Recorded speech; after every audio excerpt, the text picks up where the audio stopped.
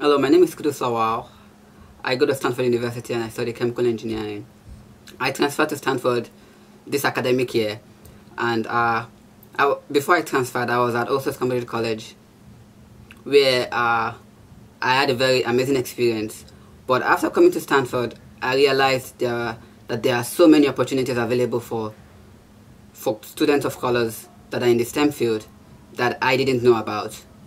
So this is what brings me to apply to be the chair of membership, because I think that as members of NSBE, there should be access to a lot of information about the opportunities and outlets that are out there through which students can benefit from the different resources that are available to them.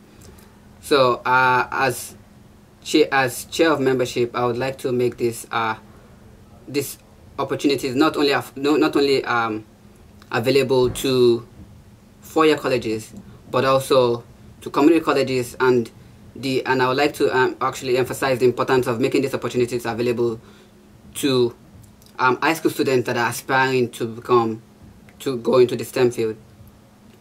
Also, I think an organization is just as strong as its members.